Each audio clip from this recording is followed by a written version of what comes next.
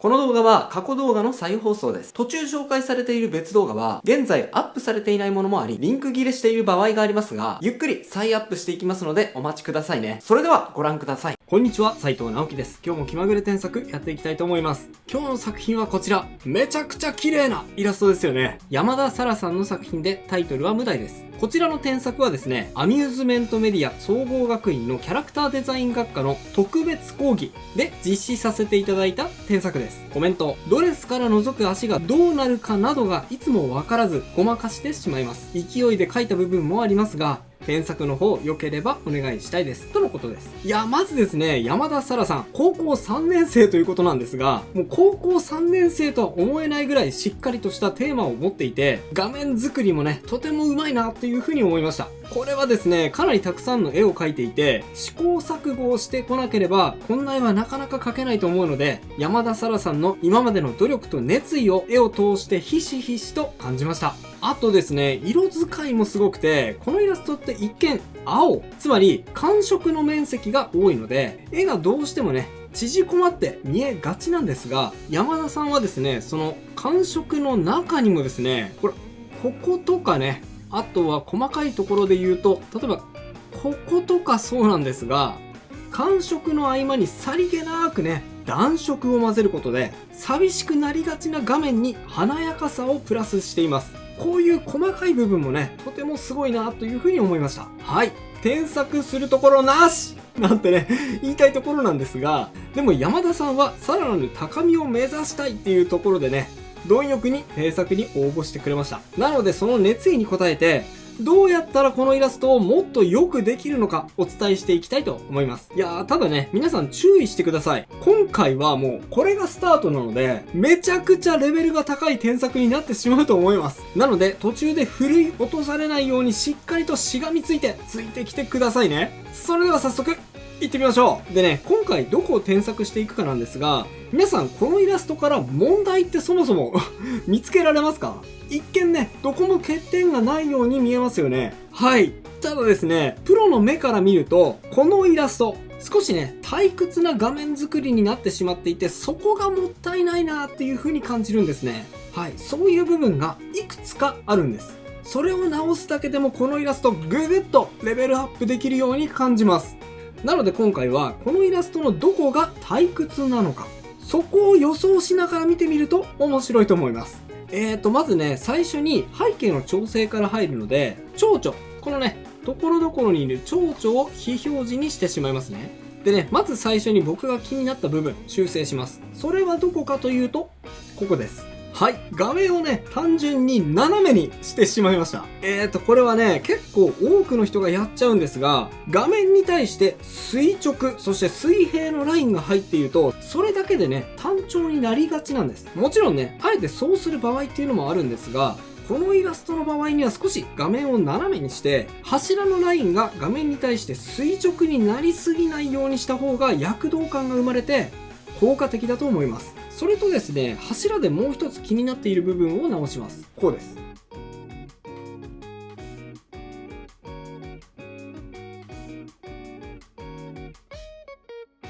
はい。柱と柱の間隔を調整しました。さっきはですね、等間隔でポンポンポンって配置してあったんですが、これだとですね、画面が退屈になりがちなんです。なので、少しリズムをずらして、トトントンくらいの配置にしました。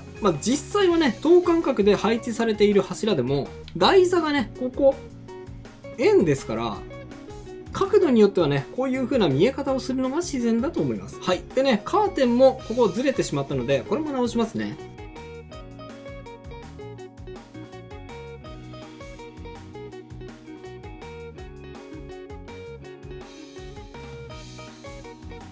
はい、こんな感じ。あとですね、ちょっとこれは場合によりけりなんですが、密度を持たせるためについついやってしまいがちなのが、木とかね、葉っぱを描くことです。はい。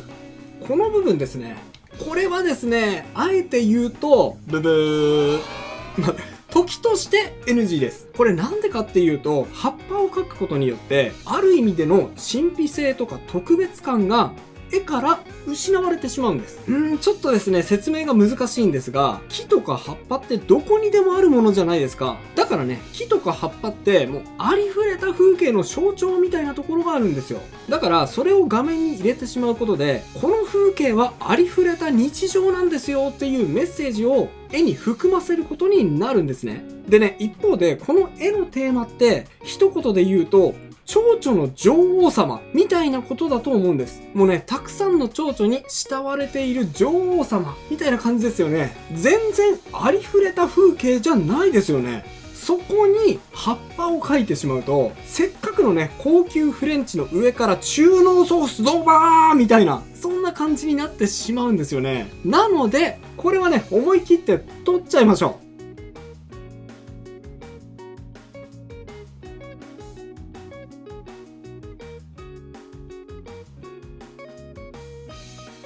はい、思い切って緑を消してしまいました。でね、間が空いちゃった部分は保管しますね。空を描いていきましょう。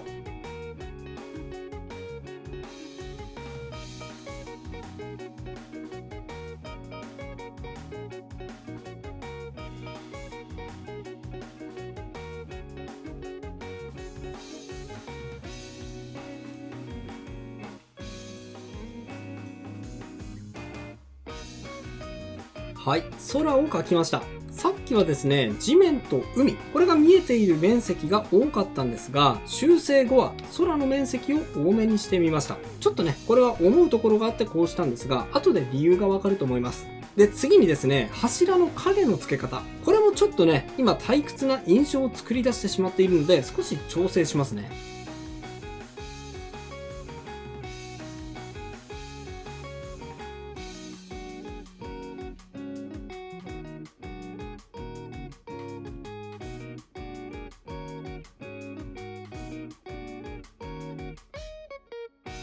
はい。今ね、柱の影を調整しただけなんですが、どうでしょうか？見比べてみると、ほら、結構ね、これだけでも印象って変わるでしょ？これは何をしたのかっていうと、手前のね、この柱の影面を大きくして、ここはね、光の面を狭くしてみました。あとはですね、奥の柱、変更前は、この光の面がズドーンと上にまで繋がってますよね。これがですね、同じリズムでまた繰り返してるわけです。このね、繰り返しがちょっとね、単調な印象を作り上げてしまっているんですよ。その印象を和らげるために、はい、上の方を影にしてみました。まあね、上の方に屋根がついている場合もあると思うので、ここにね、影があっても自然ですよね。あとはですね、これはちょっとやりすぎ注意な部分はあるんですが、こんな風にしても単調なリズムを崩せて、面白みをプラスできるかもしれません。やってみます。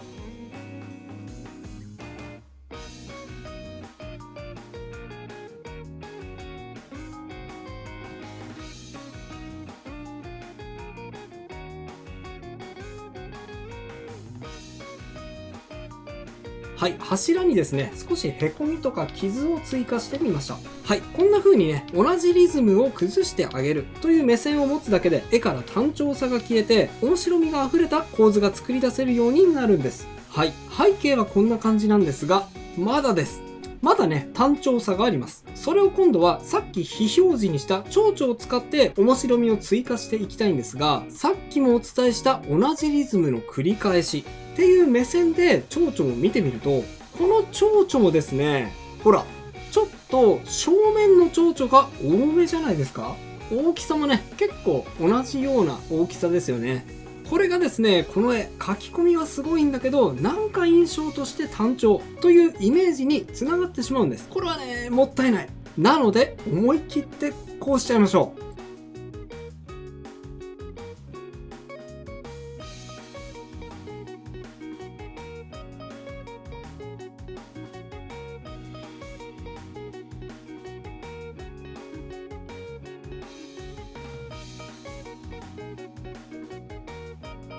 はい。まだ途中なんですけどね、だんだんと印象が変わっていきましたよね。蝶々のね、文様の中身も描いていきたいと思います。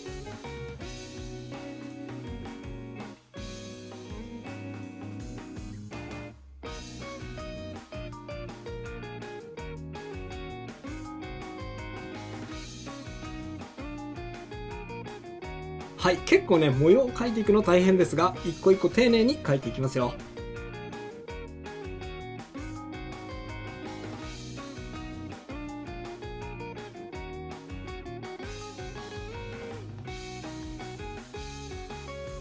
はい、こんな感じ。手前に来る蝶々は思い切って大きくして、画面を大きく遮るような感じにしてみました。こうすることでね、印象がガラッと変化したのがお分かりいただけると思います。見比べてみましょう。ほら、全然印象が変わったでしょ？これですね、なんでこんなに印象が変化したのかというとですね、こんな風に蝶々を大胆に配置したことによって、さっき単調だって言ったこのですね、柱の面積、ここですね。ここです。ここに注目しながら見てください。このね、上から下までズドーンと広かったこの面積が、蝶々を手前に配置したことによって、ほら、面積が、こんな風に変化しましたよね。ほら、どうですか？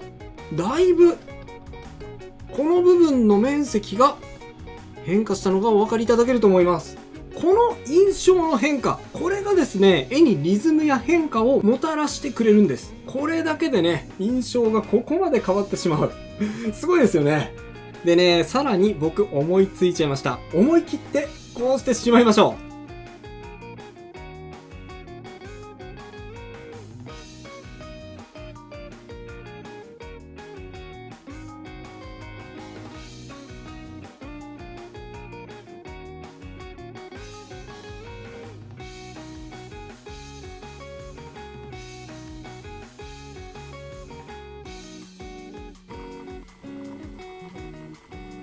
はい。空に巨大な蝶々を描き加えました。やっぱりですね、この絵のテーマが蝶々の女王様ですから、待ってね、勝手に僕が妄想しているだけなんですけどね。まあ、そう仮定して考えると、いろいろなサイズな蝶々がいて、この女王様がいる時だけに現れるめちゃくちゃレアな蝶々もいてもいいと思うんですよね。こうすると一気にスケール感が広がって、想像が膨らみますよね。この蝶々に乗って移動しているのかなとかね。そんなシーンも想像しちゃいますよね。はい。でね、こうしていろいろな角度や大きさの蝶々を書き込んだので、さっきもともと書いてあった蝶々を配置しても、ほら、バリエーションの一つとして画面に馴染むと思います。ちょっとね、位置が微妙になってしまった蝶もいるので、調整してみましょう。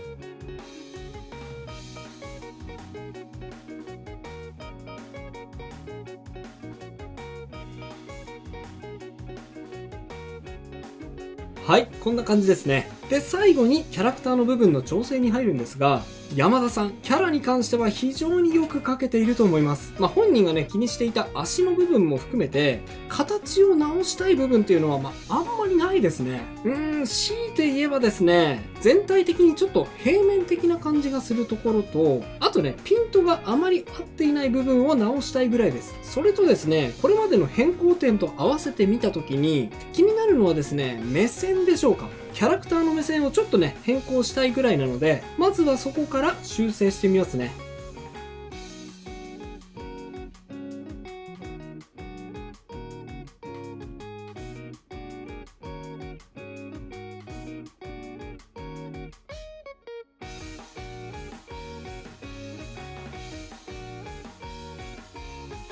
はい、これはですね、好みによってどちらでもいいかなっていうふうには思うんですが、キャラクターの目線を手元の蝶から蝶全体を見渡すような目線に変更してみました。やっぱりですね、女王様ですから、愛しいお前たちって感じでね、全体に目を配らせて、蝶全体を見渡してあげると女王感が出ていいかもしれませんね。あとですね、全体的に少し色使いがのっぺりした感じにも見えるので、一部鮮やかな色を加えてあげても立体感が生まれていいと思います。こんな風に。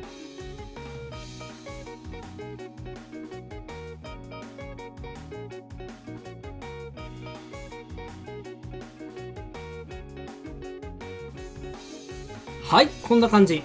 一部分に鮮やかな青が加わることで、この部分がね、画面の前に出てくるので、立体感が強調できると思います。あとは例えば、こういうのもありですね。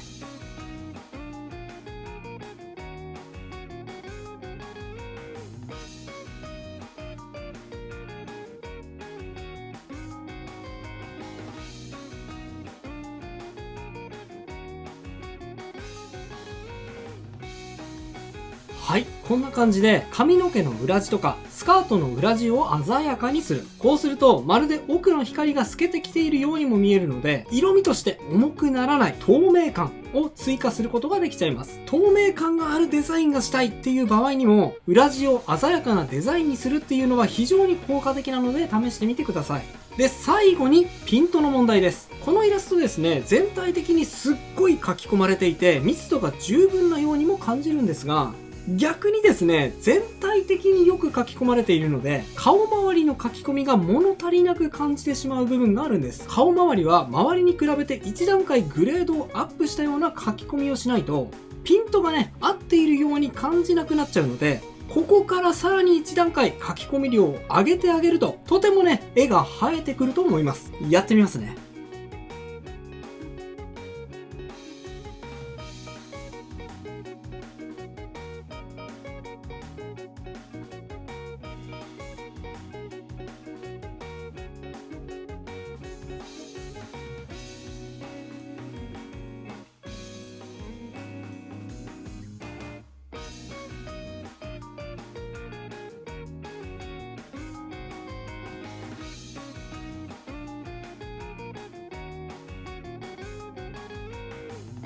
はい、こんな感じ。顔周りの書き込み量を増やしました。さらに顔の前にかざしている手も重要なので、ここも書き込み量をアップしましょう。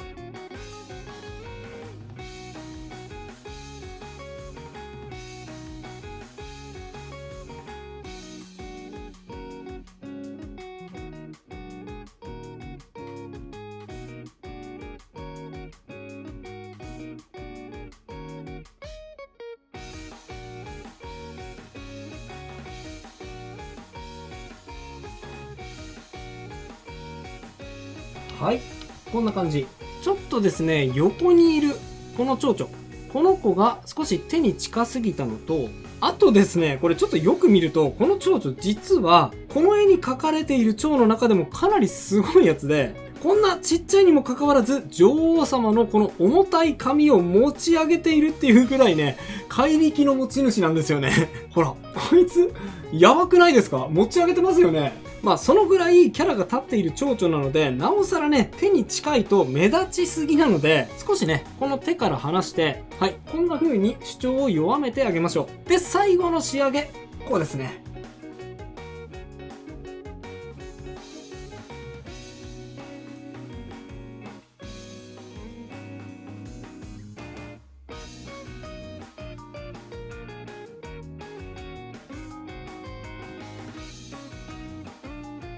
はい。これはですね、漫画でもよく使われる手法なんですが、最後に白いエフェクトとかスパッタリング、インクをね、ペンペンペンペンって飛ばすようなしぶきのことですね。こういうのを飛ばすと、画面にそれだけでリズムが生まれますから、単調さがなくなり、さらに見栄えが良くなるのでおすすめです。まあね、ただしぶきを飛ばすだけでも芸がないですから、こんな風に光る蝶々を書き加えつつ、その鱗粉としてね、白いエフェクトをプラスしてみました。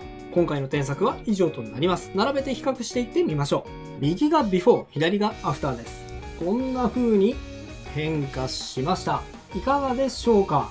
画面全体のね、色味は全く変化していないのに、どことなくね、躍動感が加わったのがお分かりいただけると思います。ピントもね、なんかあったような感じがしませんか？いかがでしょうか？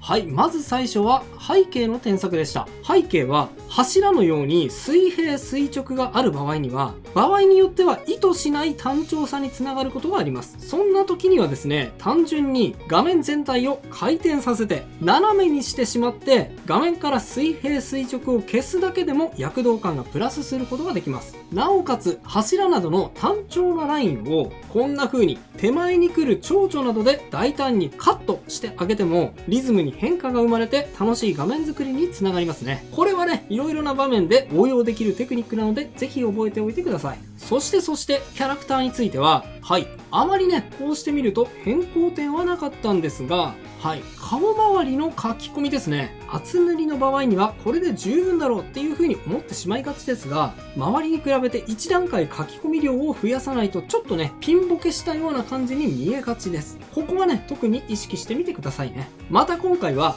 画面から単調さをなくして面白みのある画面作りをするにはどうすればいいのかについて解説してきましたが、同じく絵をつまらなく単調に見せてしまう構図というのがあります。これを知っておかないとそもそも単調さって消えませんよね。そういった絵をつまらなく見せてしまう注意すべきポイントと、そしてそれを改善するにはどうすればいいのかを紹介した動画。知らないとやばい絵を簡単に魅力的にする構図5選がおすすめです。興味がある方はこちらも合わせてチェックしてみてくださいね。それでは最後にあのコーナー、気まぐれじゃんけんのコーナーです。いきますよ。準備はいいですか？